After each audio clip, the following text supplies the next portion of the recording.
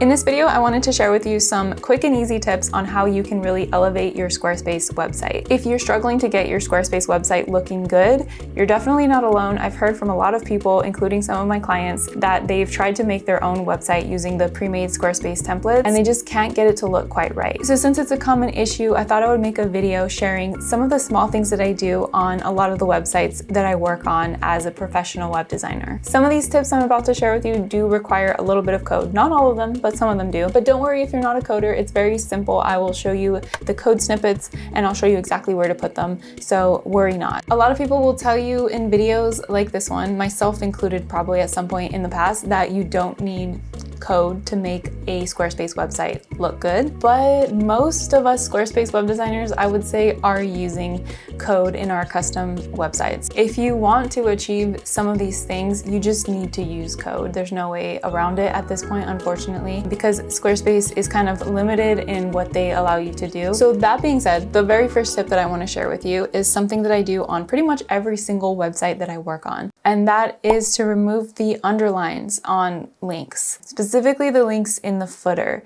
Sometimes I like to leave the underline on links in the rest of the text on the website, especially if the color of the link is the same color as the rest of the text, just to indicate that it is a link. But sometimes I'll just style it differently and I'll still remove the underline. By the way, this is just a template that I got that you can just get from the Squarespace template page, just to kind of demonstrate some of these tips that I'm going to be sharing with you. So from this page, if you go to pages and scroll all the way down to website tools and then go to custom CSS, this is where you're going to put all of the custom CSS code that I'm going to share with you. So to get rid of the underline in text links, what you're going to do is we're going to say A, and then we're going to do curly brackets. A stands for anchor links, I think, which is what these are considered. Then we're going to put text decoration none, and it did nothing. So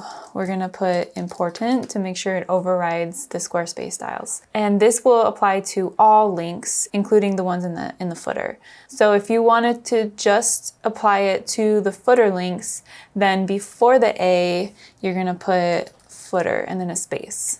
So then this would only apply to the A anchor, the links that are in the footer, and this area right here. And then it should be in the rest of the website still. And make sure that you include the semicolon at the end here, and make sure that your brackets, there's always a closing bracket for the starting bracket. So what I usually do is I also style the links in the footer a little bit more. First of all, I'm going to save this and go into here. I like to make sure that the footer links are very small. I like them to be paragraph 3, which is the smallest text. And then I'll save that. So we don't have to just stop here at removing the underline. We could add more styles to the links in the footer. So for example, one that I do a lot is I make them all uppercase, and that would be text transform, and the value would be uppercase. And for that one, it looks like we don't need to include important. It just picked it up.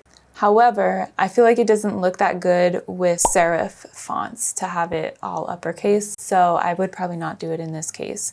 But if I do use the all uppercase, then I usually also increase the letter spacing a little bit too. So I'll just show you what I mean. And then I'll also do letter spacing, and then we can do like 0.05 EM or something like that. I would maybe even make the text size a little bit smaller, and also maybe even bold. So to make it bold, we can change the font weight. However, this would depend on what font weights are included with this font. So we might not be able to use all of the, okay, this one also has 600. Yeah, so these are some things you can play around with. Font weight is always a multiple of 100. Like I said, it would depend on whether this particular font has this font weight. And the way you can check that is if you go to site styles. Let me just save this really quick. Go to site styles, and then if we go to fonts and we go to paragraph, that's the font that's for all of the paragraphs on the website. This font right here, if we go to weight, these are all the different options for the font weight. So you can play around with like changing the font weight of just the links in the footer by using font weight here. I took out the category text and changed the font as well to, what is this font? Muli. I like this one better. And it looks better for uppercase. So that's what I ended up with. That was kind of a lot for tip number 1, but tip number 2 is also related to text links, and that is to add a hover effect. So when you hover over a link, to have it change colors. If you want to do it for all text links, you would do A and then colon hover and then brackets. And so within here is going to be whatever styling that you want to apply when you hover over text links. Let's say we just want to change the opacity slightly, make it slightly transparent. So it's like 60% opacity. And now you see when you hover over, it changes the opacity. If you want to get fancy with it, you could even make it like italic when you hover over. And in order to make it italic, I have to check. Font style. We can do font style italic. Now when you hover over, it also does this little italic. That's cute. Okay, so I've taught you how to style the links in the footer and then in general in like the rest of the website. But what about the links in the header? Okay, so you don't actually need code to style the links in the header for some reason. I don't know why. Why do you need them for the rest of the website but not for the header?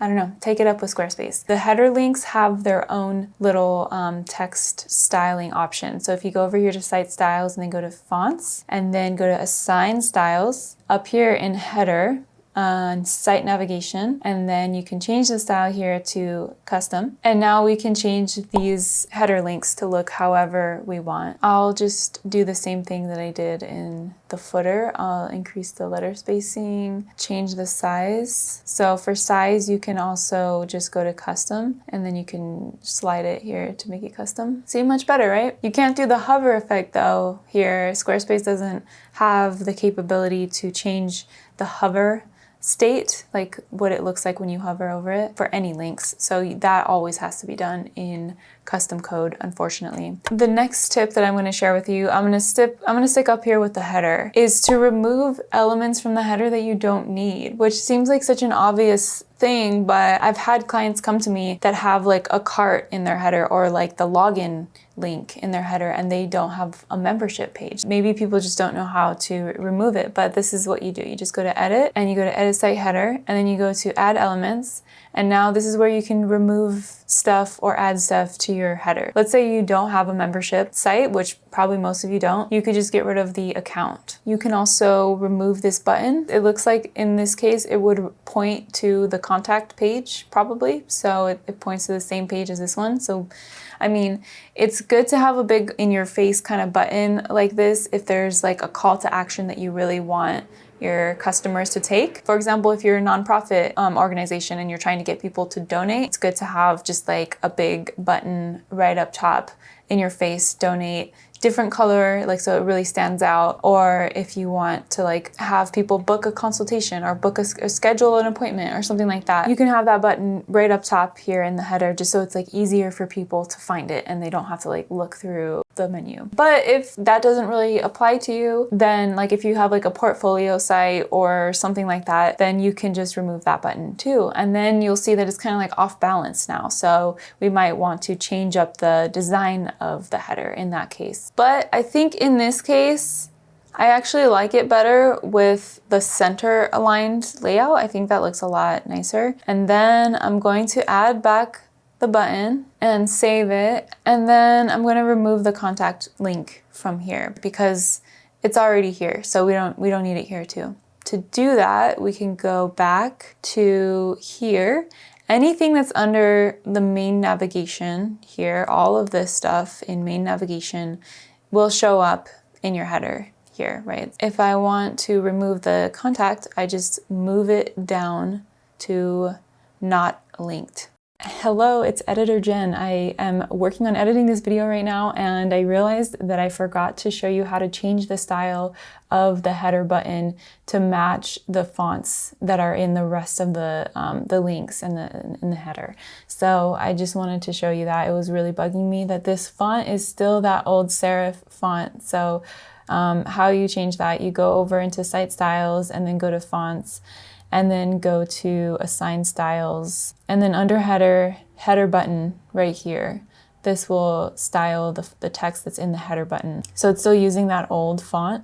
So let's just choose our new font And then we can just choose the same settings that we had. And that's it. So that's how you change the font style in this header button. In general, you don't want your header to be overly complicated or cluttered. You don't need to include every single page of your website in your header, just include the most important ones. You can definitely put more links in your footer. There's more real estate down there. And if there are a lot of pages that you need to include up here, then you can organize them into drop-down folders that make sense. Try to put yourself in the shoes of somebody who's visiting your website for the very first time. The labels for your pages, the structure of the drop downs that you organize the pages in, it may make sense to you, but think of it in terms of someone who has never been to your website before. Would they be able to navigate your header and find the page, the information that they want? So the next tip, I'm going to step away from the header and links and all of that, and I'm going to get into the website content. I'm going to add a section just to demonstrate what I'm talking about here. So I added a couple sections here. You might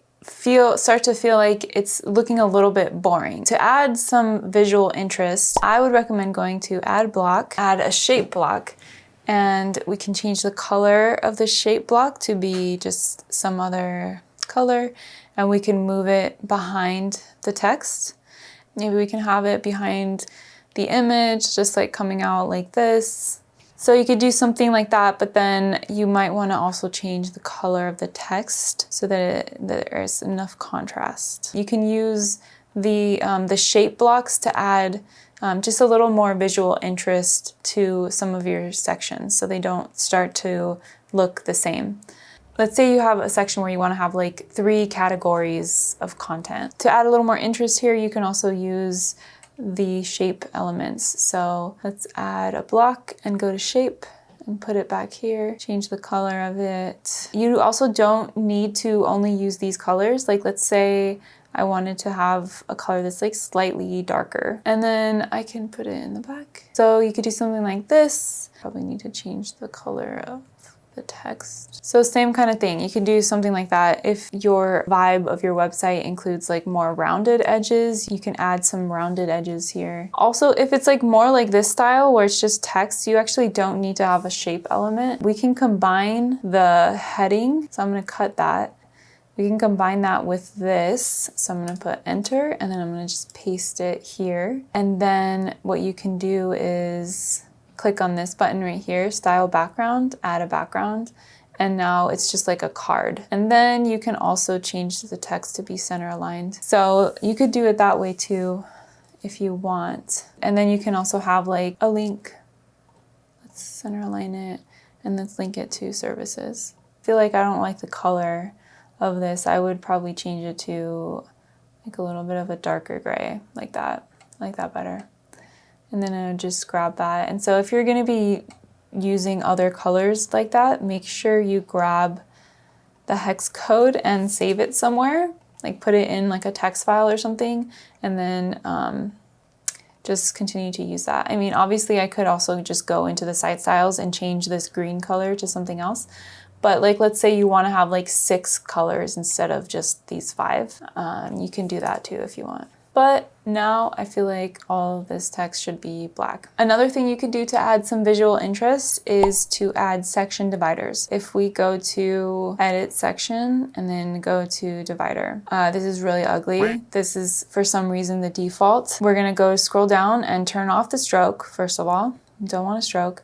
And then we're gonna go here, and these are all the options. I think when you're using dividers, my advice would be to go subtle. So with the height, set it to small. You can also click on this button to get more control over the height. Yeah, I would keep it kind of small and make sure you're consistent with the types of dividers you're using throughout your website. Like this website is kind of like a more elegant, you know, sophisticated vibe. So I wouldn't add this kind of wavy divider here. I would maybe use like this one perhaps, but there's also no rounded edges. Like all of the edges on all of the blocks are sharp corners on this website. If we decided that we wanted to have rounded edges everywhere and just make it like a little more soft, that's a whole different vibe. You can do that. Then I feel like this divider would work well here. You can also even like add the stroke back, but like make it super thin. like 1 pixel. That would be good if you do that for all of the sections and if you like are using these like black lines everywhere. Since I don't have rounded edges, I'm gonna like undo all of that. Let's try to find a more elegant divider for this website. Maybe just like a simple little diagonal line would be good. And then we can also apply it to the top, which would be the bottom of this section. So we'll go here, go edit. So maybe something like that could work for this kind of website.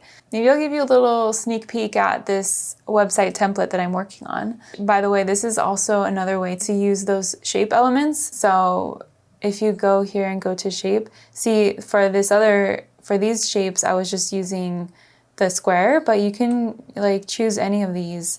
And I just put it in the background and just chose a color and made it like very transparent. That's just another thing you could play around with. So as part of like the overall branding for this website, I am using these thin lines as like border around all the images. And this one I used the rounded edge divider. And then I also included a small stroke and the thickness is only 1 pixel.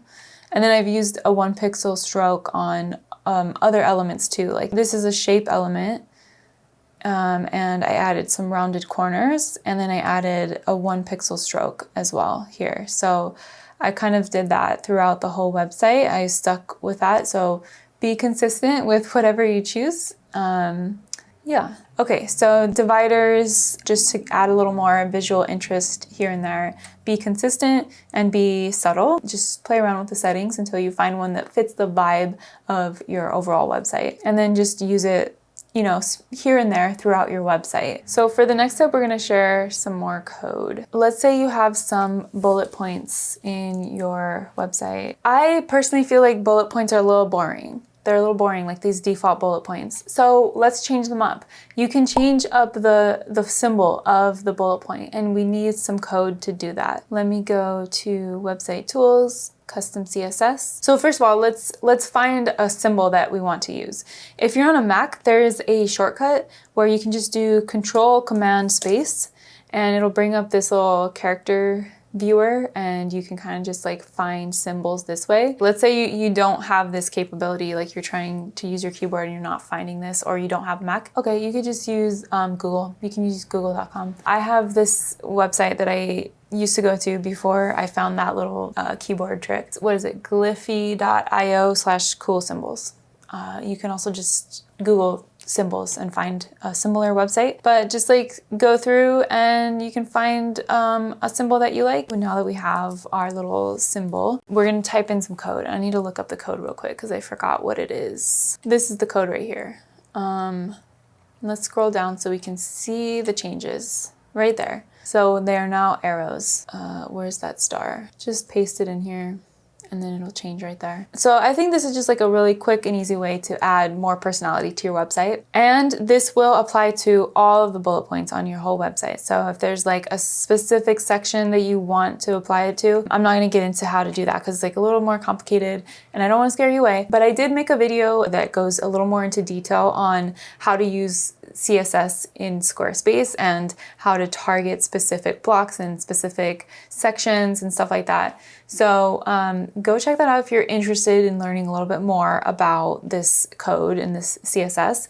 I try to do like an overview of like how it all works, but definitely let me know in the comments if there's anything else that you want me to cover in like a future video regarding like custom CSS or anything else that you have issues with. Okay, so I think that's pretty much all I wanted to share. I mean, I wouldn't say our website looks great, but it looks a little bit better than it used to. There's a little bit of visual interest here with these different shapes. We got some like fancy little styling for the header links, and the footer links also look nice. I don't like this color scheme that much. I don't like how we have this warm color with this cool color and like then this green. I would probably change the color of this beige. I feel like the beige color doesn't really match the rest of the website. I would make it like a little more, maybe just like a little more cool. I don't know. I think that's pretty much it. Those are just a few simple things that I find myself adding to a lot of the websites that I work on that I feel like can really help to add a little more personality to your website or like make it look a little bit nicer. I hope you enjoyed this video. Let me know in the comments which tip you found the most helpful or which one you think you'll be using the most. Also, I am working on a Squarespace template shop. I'm gonna be making templates that I'll sell on my website. If you're someone that would be interested in purchasing a template like that for your website, I want to hear your opinion on a couple of things. The thing is, I'm kind of like stuck in my like template building process because I don't know what kind of businesses people have. I don't know what kind of like style they would want the template to look like. Are you a service-based business? Are you going to be selling products? Do you need a portfolio? So I made a quick little survey. It's so quick just to help me better understand like the types of templates that people would be looking for. I feel like there's a lot of template shops that have a very similar aesthetic. They're like very sophisticated and minimal, and it's not really my style, not my vibe, but maybe that's what the people want, and that's why there's so many of them out there. That's why I want to hear from you. I want to hear what kind of businesses you guys have, what kind of like vibe you're going for your website. I'm gonna put the link in the description below to that survey. So if you decide to fill it out, thank you so much from the bottom of my heart. I have nothing to offer you, just my gratitude. Okay, I've been chattering long enough. Thank you so much for watching this video, and I'll see you in the next one. Bye.